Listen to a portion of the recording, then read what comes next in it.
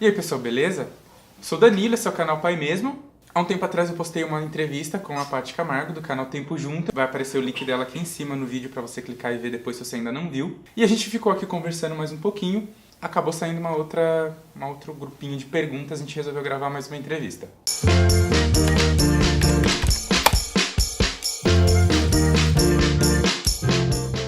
Eu já falei aqui no blog, falei no vídeo dos 50 fatos sobre mim, que eu sou adotado.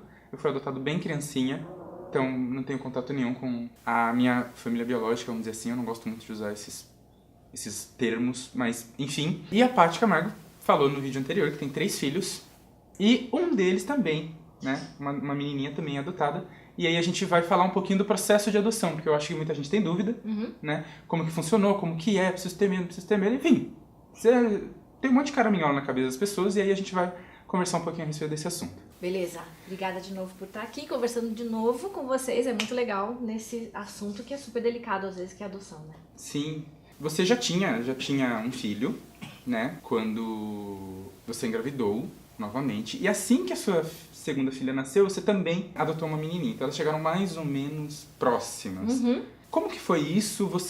Alguém te repreendeu? Você sofreu algum tipo de preconceito? Você teve que tomar cuidado com alguma coisa? Como que foi esse processo? A história do processo da adoção foi assim, na verdade a gente, tanto eu quanto meu marido, primeiro, a adoção é um processo de 2 pessoas. Dá pra adotar, você pode adotar também se você não tiver um companheiro, isso existe, a lei permite, mas no meu caso eu era casada e a adoção foi uma coisa conjunta, não foi uma decisão só minha.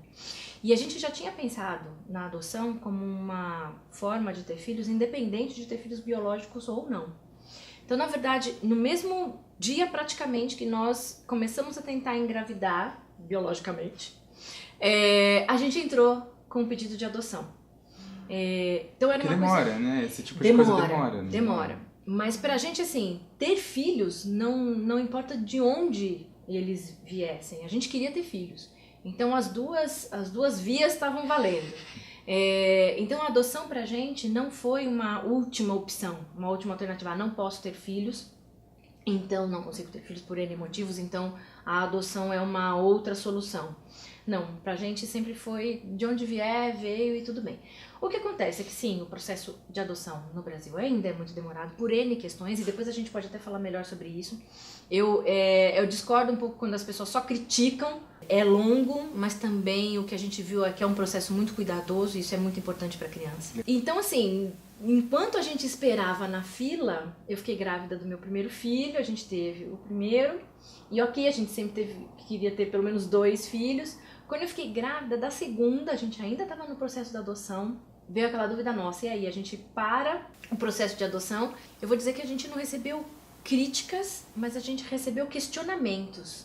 Foi natural das pessoas que sabiam que nós estávamos no processo de adoção, quando souberam que eu estava grávida pela segunda vez, acharam que a gente ia desistir do processo de adoção.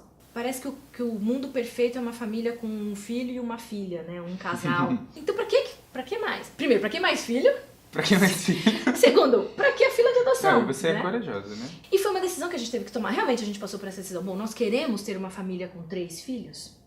Queremos. Bom, então o processo de adoção já era natural, tava lá. A Sofia nasceu em setembro, a Larissa nasceu em janeiro e chegou pra gente em setembro. Então foi um período de 1 ano de uma criança pro outro. Só que daí a Larissa já chegou com 8 meses. Então, na verdade, as duas têm 5 meses de diferença. Tem um pouquinho de diferença. Que dá pra fazer piadinha. Por quê? Posso contar piadinha, gente? Conta piadinha. Quando as pessoas me perguntam a idade dos meus filhos, então quando é no segundo semestre, é fácil de responder. Porque eu tenho um filho de 7, uma filha de 5 e uma filha de 4. Ok, passa batida. Quando é no primeiro semestre, as duas têm a mesma idade. Então eu falo assim, eu tenho um filho de 7, no caso, uma de 5 e um de 5. A pergunta seguinte, elas são gêmeas? Eu falo não. E aí, tem gente que... E você fica esperando Fico a pessoa esperando perguntar, a pessoa perguntar. Fala a verdade, eu fico esperando ver quem é que faz conta. Tem gente que não faz conta. Não pensa nessa possibilidade. Gente, então, não dá pra ter 2 filhos no mesmo ano. Não é possível biologicamente fazer isso. Algumas pessoas se ligam. Então eu falo assim, mas como assim? Como é que você conseguiu? Outras pessoas falam assim, emendou rapidinho, hein?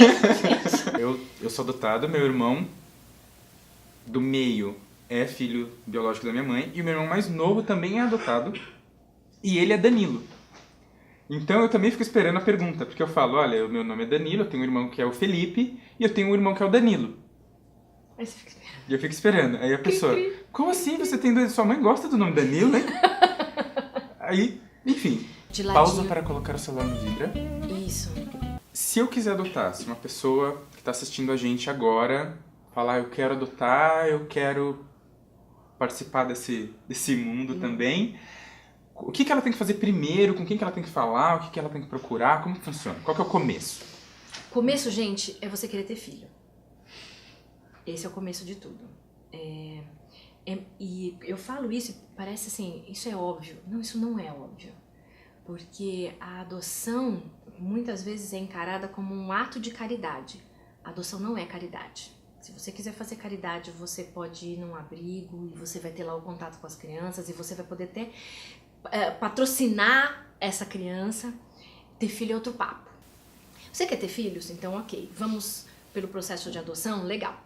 Primeira coisa que você precisa fazer agora na prática é você vai até uma vara de justiça, vara da infância e da justiça, próximo da sua casa.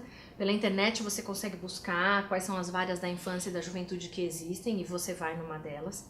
Aí você vai lá e você vai falar, bom, eu quero entrar na fila de adoção, eles vão te dar uma relação de documentos que você tem que conseguir. Nesses documentos, varia um pouco de vara para vara, mas em geral você vai ter que colocar a sua identidade, todos os seus documentos pessoais, se você está fazendo o processo de adoção sozinho, só o seu, se é com um companheiro, do companheiro. Hoje a lei já permite a adoção de casais homossexuais, então não tem o menor problema. Você vai ter que levar documentos da sua residência para comprovar que você tem uma residência, que você mora. Normalmente tem um lugar para levar a criança, exatamente, né? Ela tem que ficar em algum lugar. Eles vão pedir provavelmente fotos do lugar onde você mora, para saber se é um ambiente que é salubre, que é saudável para as crianças. No nosso caso, pediram um atestado de sanidade, um atestado de sanidade mental. Então a gente teve que conversar com uma amiga nossa que é psiquiatra, psicóloga, e ela atestou que nós somos pessoas que não tem problemas de saúde mental. Não são todas as varas que pedem isso. Fiquei na dúvida agora se eu ia... Então, né, tem gente que não passa nessa parte do processo. É, possível. E você vai reunir todos esses documentos, você dá a entrada. E aí você passa a fazer parte da fila. Uma fila indiana daqui até a Índia, mais ou menos. Uma fila até a Índia. Hoje em dia já existe, na minha época não existia ainda o cadastro nacional, então eu entrei numa fila da minha região. E aí, dependendo de cada região, podia variar o tamanho. Tinha muita gente que naquela época fazia cadastro em várias varas, várias filas para ver. Em outros estados, porque alguns estados a fila andava mais depressa do que, por exemplo, aqui em São Paulo. Mas hoje em dia existe o cadastro nacional.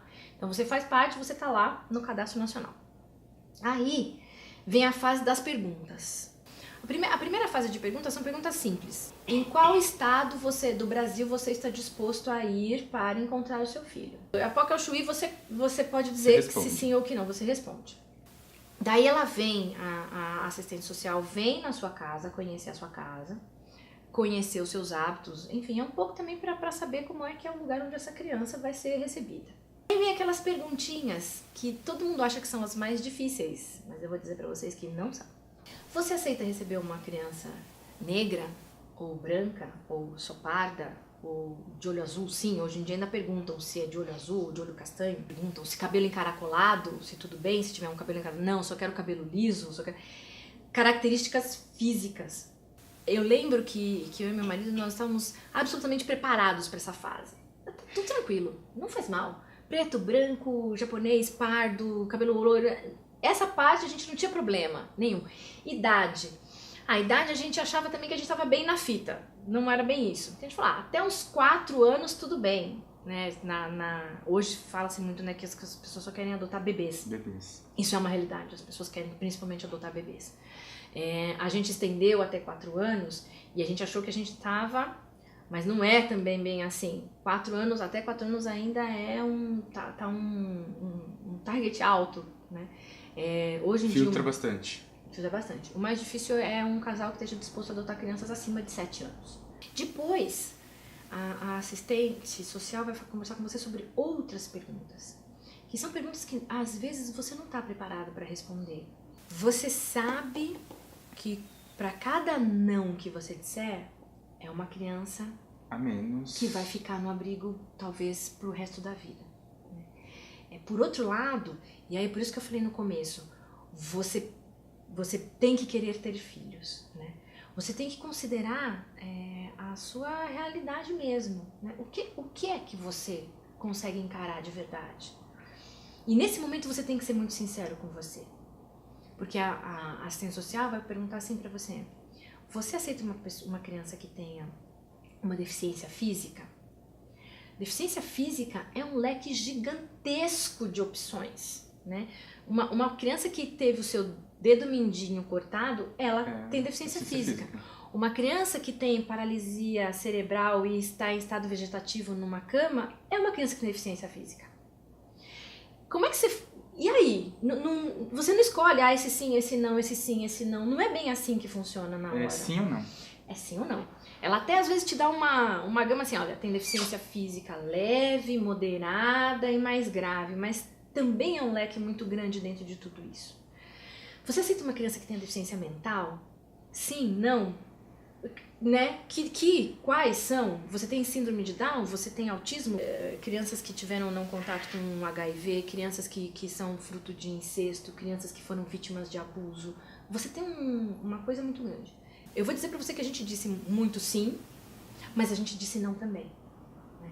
E aí é muito complicado, a gente saiu de lá arrasado, porque você fala assim, se fosse gerado biologicamente... Você não escolhe. Você não escolhe. Né? Então, assim, é um momento pesado, assim, que você tem que estar preparado para isso, porque você vai passar por isso. Né? E a partir do momento que você disser um sim, é um sim. Não tem volta atrás. É um sim. Passou por essa fase, respira fundo, bora lá. E... Você conversa com a psicóloga, tem a terceira fase.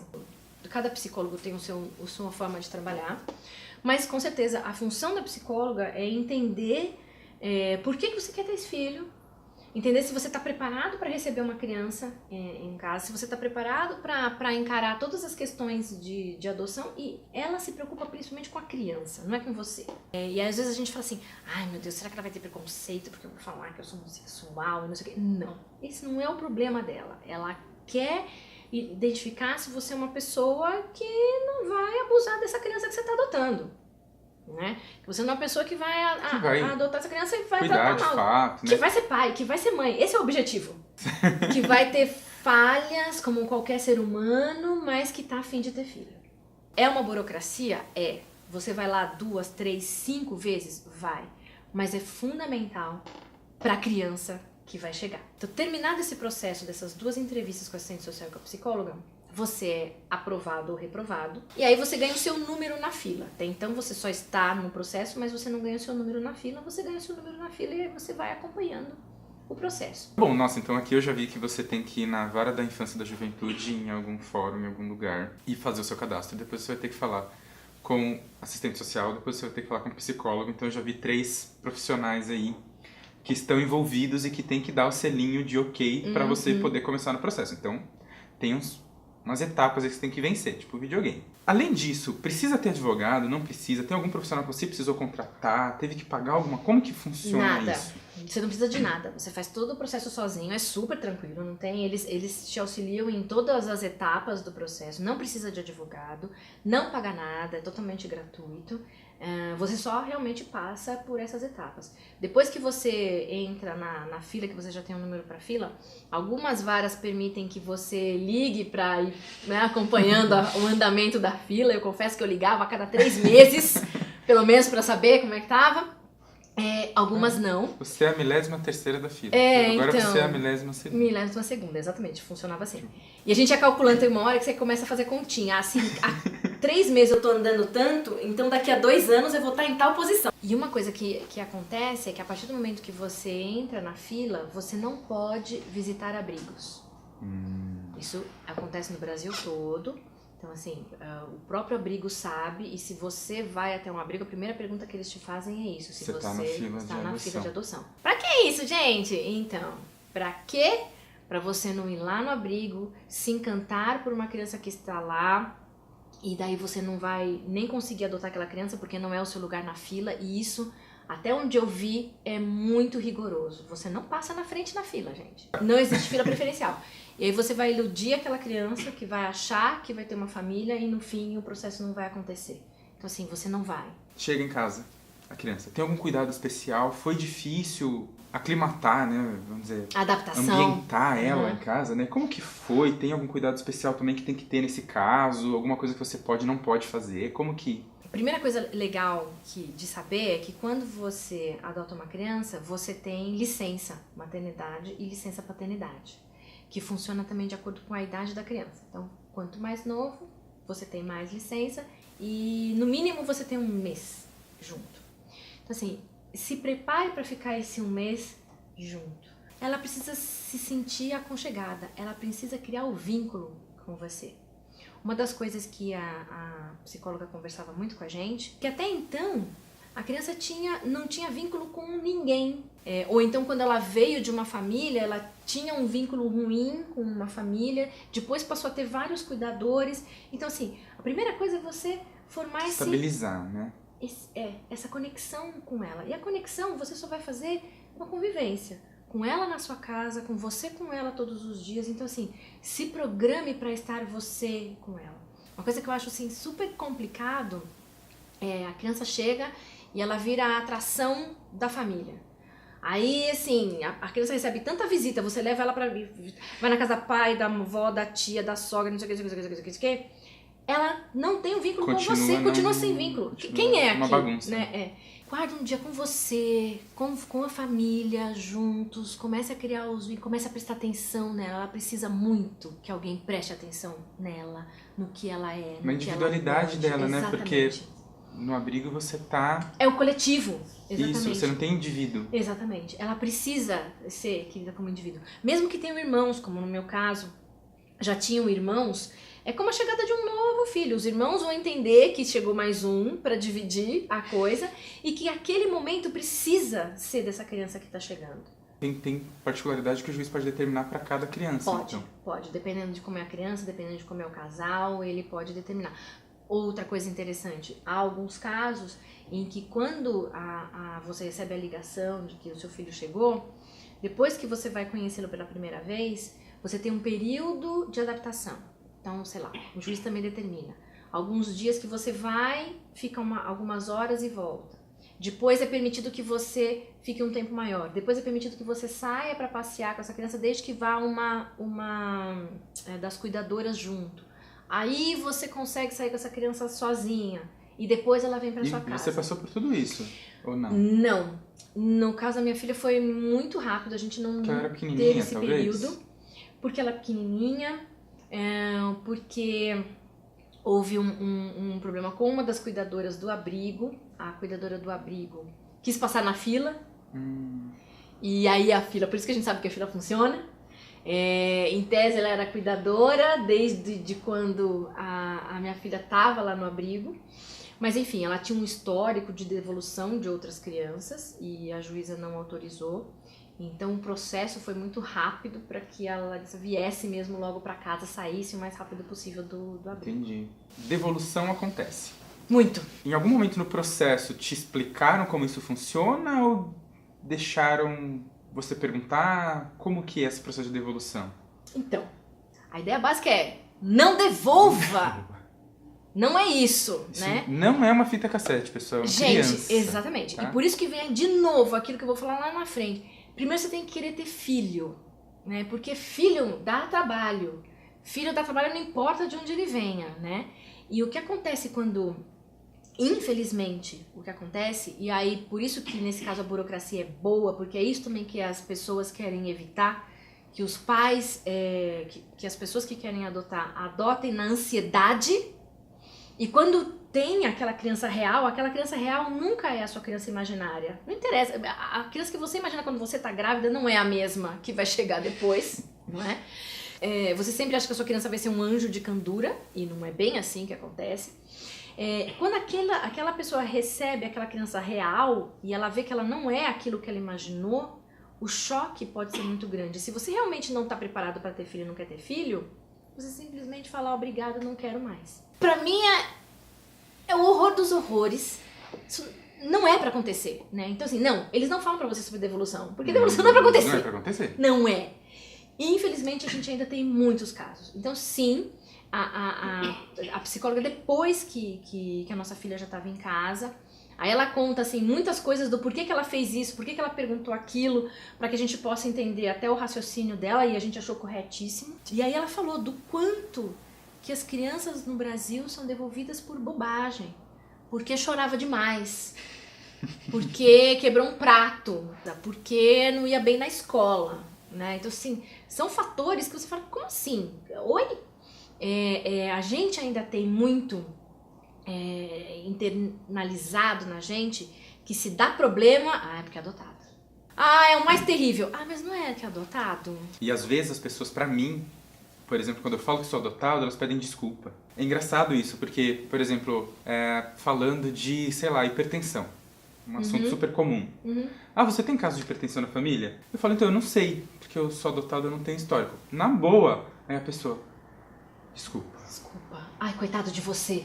Você é um adotado. Como se eu fosse um alienígena, assim, sei lá. Um tadinho, né? Tivesse uma doença grave, sabe? Não sei. E não é, gente, assim, Não é assim. Normal. Eu quebrei prato, eu me machuquei, eu respondi, eu fui mal criado. Faz parte. Como todos os outros filhos de Exatamente. todas as outras pessoas. E o legal da sua família também de ter outros filhos biológicos é que dá pra você, né, a gente que tem também, você sabe exatamente assim, então, esse também faz, esse também faz, esse também faz. Olha que legal. Então. Esse vai bem, esse também vai, esse às vezes não. Não tem realmente diferença, né? Tem ter filho.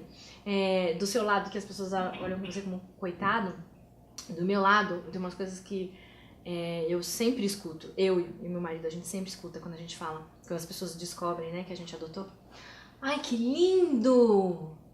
Você é um anjo. Gesto lindo! Então, não é um gesto lindo. Não é. Eu simplesmente tive um filho. É bem assim. Simples assim. Não precisa... Que alma caridosa que você é. Não, eu não sou uma cara. Eu ponho minha filha de castigo como todos os outros, viu? Não tem esse problema. Paty, mais uma vez, muito obrigado. Imagina, foi um prazer. De novo por ter dado essa oportunidade aqui da gente conversar. Como eu falei, já tinha uma outra entrevista da Paty Camargo aqui com a gente. Vai aparecer aqui em cima de novo. Né? Só te dando outra oportunidade de você ir lá e olhar, né? Tem o blog Tempo Junto, o Instagram, @TempoJunto, o Instagram, @Paty Camargo, entrem lá, dê um prestígio pra ela também, né? E a gente vai voltando aqui, a gente volta a conversar uma outra oportunidade, eu espero que a gente tenha outros assuntos, tem um monte de coisa que a gente queria falar, não dá pra ficar falando aqui pra sempre. Muito tempo, então provavelmente a gente volta ainda algumas vezes, eu espero, né? Tô falando aqui, já deixando, né? Sabe quando você deixa a oportunidade? Mas assina o canal, comenta aqui embaixo, que a gente adora ouvir os comentários de vocês. Isso, tem dúvida ainda? Falamos bastante aqui, mas se ainda tem alguma dúvida, põe aqui, a gente vai se conversando, vai respondendo vocês. Compartilha com seus amigos se ele tiver sido útil, se tiver alguma outra coisa que você queira saber, não deixe de perguntar. Dá um curtir que ajuda a divulgar, outras pessoas vão ver esse vídeo se você der um curtir, não sei se você sabia disso. E volta, toda semana aqui no canal Pai Mesmo tem vídeo, e eu vou gostar muito de conversar com vocês também. Até mais. Tchau, tchau. Tchau, tchau.